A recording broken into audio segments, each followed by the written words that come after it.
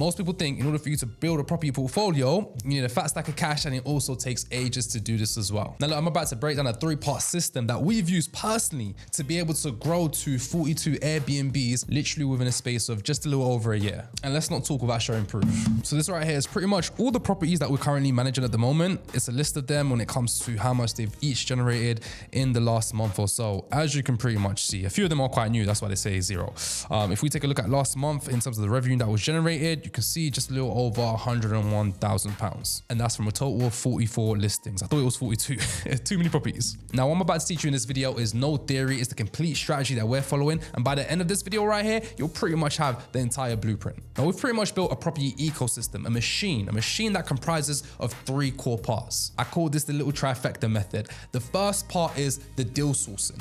The second part is the rent to rent. The third part is the property management side. Let's break it down each one by one. Now, the first part is the deal sourcing part. This is the creative side that allows you to inject cash into the business without needing any money to put into it. Now, how this works is very straightforward. You're finding a property deal, but instead of you taking that deal on for yourself, you're selling it on to someone else and you're charging them a fee. Now, the average fee that people usually charge is around £3,000 or so. Some people do charge more, others charge less. This is just an average. Now, the beauty behind this specific part is that it allows you to collect a decent amount of cash up front. Cash you're going to be using to fuel other parts of the business. I'm going to talk about that in a little bit. However, there is a downside to deal sourcing. The main downside is that you're having to find the next deal and also the next investor as well to be able to generate income. It's not recurring, not just yet. So that's part 1 covered. Now we move on to part 2, which is the rent to rent part. Now it gets juicy because you're actually building something that can produce you that recurring income. Now, put simply, of course, this is where we're renting properties from landlords and then we're reletting those same properties out as a profit. In this case, as an Airbnb or service accommodation. Now, a decent amount that you'd need to get started off at this point right here is between £6,000 to £10,000. Some deals can be more, others can be less. This is a nice average. And that amount right there goes towards the first month's rent, paying a deposit,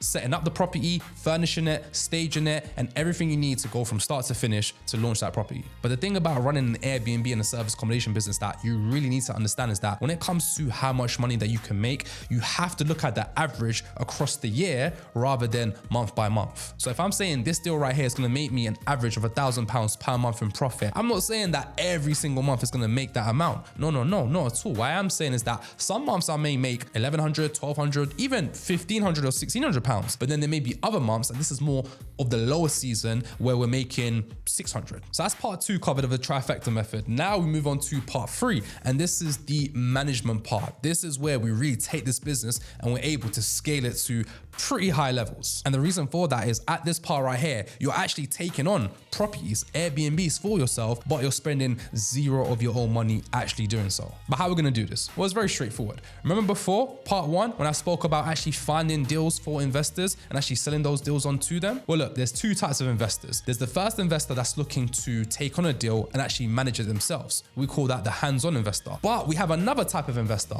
and this is one that's actually looking to take on a deal, but they're looking to be more hands-off and passive with it. And the reason for this is simple. A lot of the times these guys are busy working professionals, they've got other commitments such as families, and they've got other things that take up a lot of their time that they're not able to give to this business model right here. Or in other cases, maybe they do want to get involved and be hands-on, but they just don't have the knowledge to be able to do so themselves. And because of that, these guys would look to work with a company that can actually take on that property and manage it on their behalf. So in this specific scenario, when it comes to dealing with a hands-off investor, there's opportunity for you to make money up front by charging them a deal sourcing fee, let's say around £3,000. And then there's also opportunity for you to charge them a management fee by offering to manage their properties for them as well. And this is how the trifecta method comes together beautifully, splendidly. Oh my gosh, because you're making money 3 ways. You've got the deal sourcing part, and you've also got the property management part that you're offering to these investors. And then your money that you're making from both sides, you can take that and then reinvest it towards taking on your own rent-to-rent deals. Now look, don't get me wrong, there is a bit that goes into this as well. Right now, I'm literally just giving you an overview, but it is definitely simple if you know how to do it and you go about it the right way. Now, a question I get asked quite a lot, to be fair, is, okay, that all sounds good, but first, how do I go about finding these investors and also finding the properties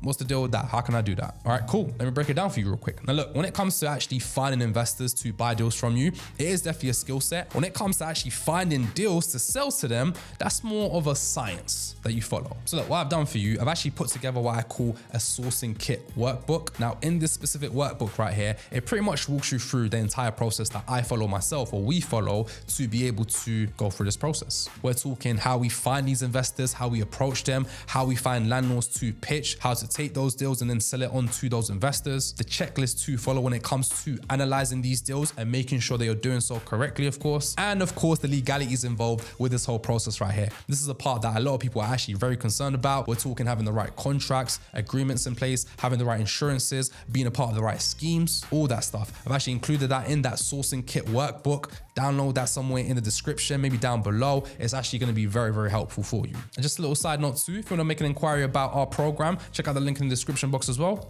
You'll find that. Now, let's dive in a lot deeper when it comes to the deal sourcing part. I mentioned this before, there's two parts to this. You have the investor part, someone wants to buy the deal, and then you have the deal part to actually find the deal to sell to them. I'm gonna be real, most people get this part completely wrong because they do it the other way around. They actually find the deal first, and then once they find the deal, they scramble trying to find someone to buy that deal from them. This is what the amateurs, the chumps do. You don't wanna be doing this. This is a bad move. You wanna make sure that you actually have an investor in place first before actually trying to find the deal to sell to them. And also on top of that as well, it's very important that when you're finding an investor to sell a deal to, you're actually qualifying them correctly. But how do you do this? Well, it's very straightforward. First and foremost, you want to make sure that they actually have the money there in place to be able to buy the deal from you. And honestly, I would say the minimum amount that they need to buy a deal, and this is the bare minimum, is £10,000. Because let's say you come across a rent-to-rent deal, and all in, it costs between £6,000 to £7,000. We're talking the upfront rent, deposit, setup costs, etc., etc. So they got that cost right there, but then they also got the cost that they got to pay you for a fee. Let's say you're charging £3,000. Now, of course, that adds up to between £9,000 to £10,000. But like I mentioned before, this is a bare minimum. If you're working with an investor that wants everything completely hands off and they want a management company to manage it for them, then honestly, I'd bump that minimum amount to around £12,500, maybe £13,000. And the reason why I'm bumping that amount up is because if they have a management company that's going to be managing the property for them, that management company is also going to charge them a fee for managing that property, which means that they're going to be making less money per month compared to if they were to manage that property themselves, which then means that it's going to take them longer for them to get their money back that they invested. And the reason why you're bumping up that minimum is just to allow you to have more opportunities coming your way. The lower your budget, the less opportunities that will be open to you. And look, if these guys ain't got that sort of moolah, ain't got that sort of bread to be investing into this sort of thing, then we're not entertaining them. Okay, cool, so we know that. But now, how do we actually go about finding these guys? So there's three main ways when it comes to finding investors for deal sourcing. The first way, and this is a pretty slept on way, is by tapping into your own network. And this part right here is so simple. All you have to do is get your phone,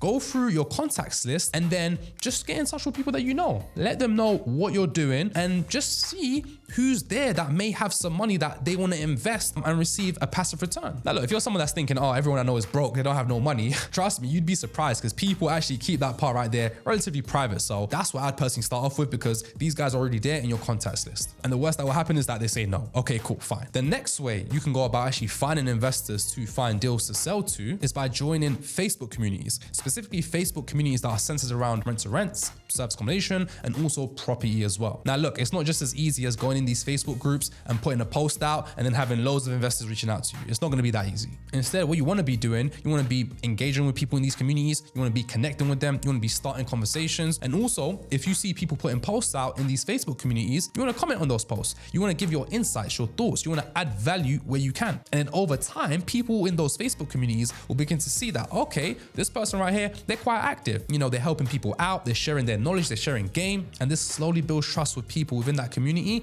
And because of that, it allows you to spark the conversation up with them to see if they'd be open to wanting to buy a deal from you. Now, the third method to use when it comes to selling deals to investors, this part right here is actually the quickest, and it's actually utilizing what's called the co-sourcing method. How this works is very straightforward. Let's say you have a deal, cool, but you don't have an investor that you can sell that deal to. Well, what you can do in that scenario is find someone that has an investor, but that doesn't have have a deal, and then you can come together and actually sell that deal to that person's investor and split the profits with them 50-50. Now look, this part right here isn't the most profitable way because you're not making the whole sourcing fee. Let's say £3,000, you're making 50% of that. However, it is definitely the quickest way because there are definitely people out there that have investors but have no deals. I'm gonna be real, we're one of those guys.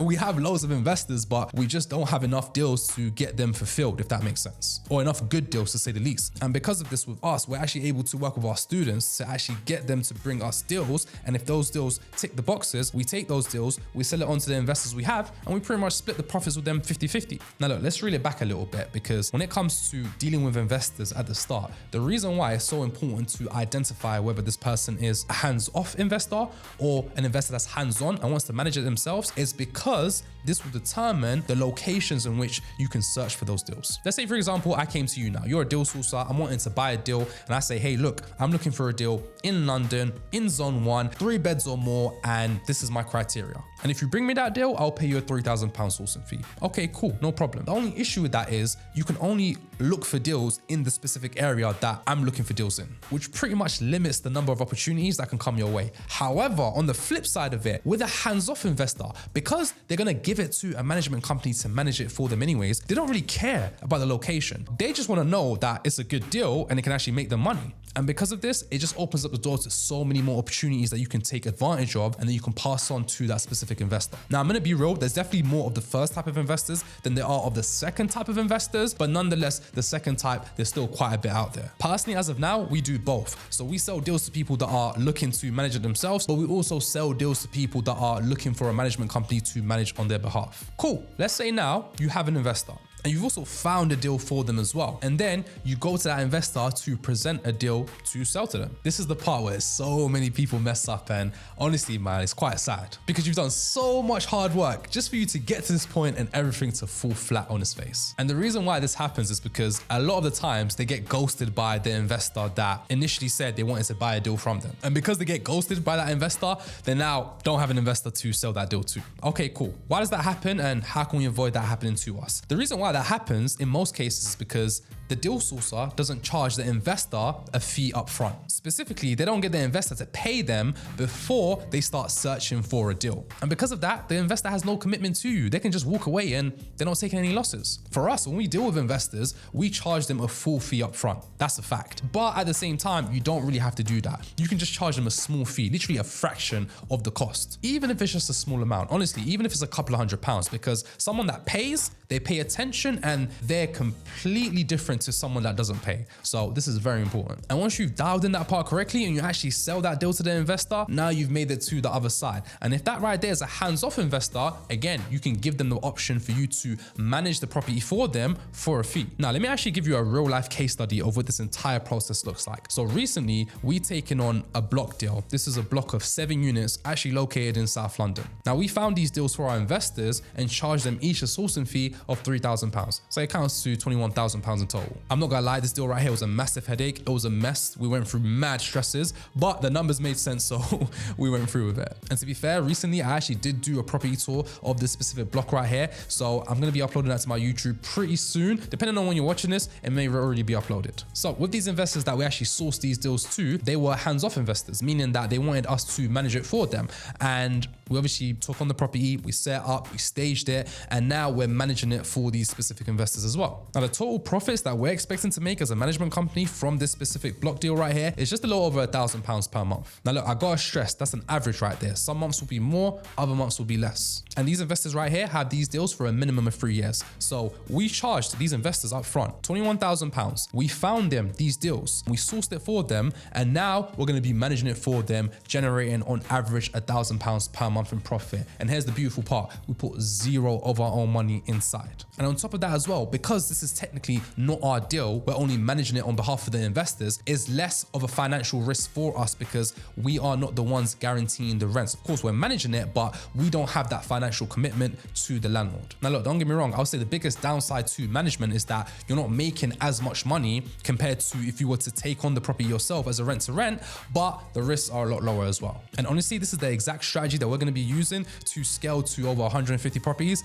by the end of 2026. It's literally a machine that's well oiled. It's a cycle that we're following. It's a marathon. The marathon continues, as the Great Nisfi Hustle says. And look, if what I've said genuinely intrigues you and you're someone wanting to kickstart this sort of business right here, I've got a little PSA for you. Towards the end of this month, I'm completely shutting down my one-to-one mentorship program as it is now. Reason for that is very straightforward. I'm going to be turning 30 towards the end of this month, and because of that, I genuinely want to make some changes to my business and how I run it. The thing is, working with students on a one-to-one basis is intensive. It takes a lot of time, energy, and it's a lot of work. So because of that, we're going to completely shut down that specific side of things. We'll have something later on after that as well, but it just won't be the same model as it is now. So if you're someone that's genuinely interested about finding out more about how you can get involved in that, I've left a link in the description box around this video for you to make an inquiry about this mentorship. Now look, if you're watching this after the fact, also not a problem. Still check out the link somewhere around this video to see what offers that we got in place. Honestly, it's no pressure either way.